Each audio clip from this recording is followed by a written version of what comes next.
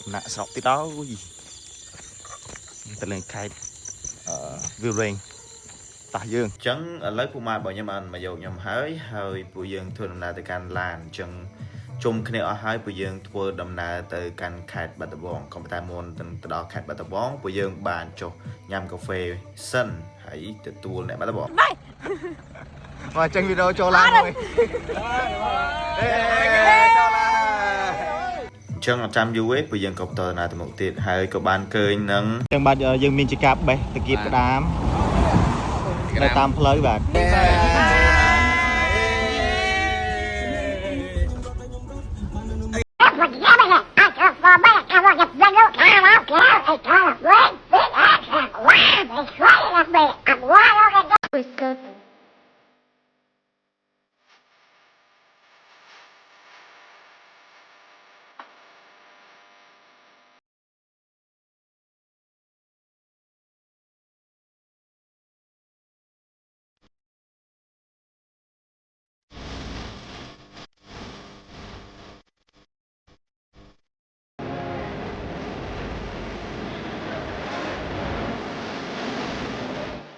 ចឹងឥឡូវពួកយើងក៏មកដល់កន្លែងសាកនៅរបស់ពួកយើង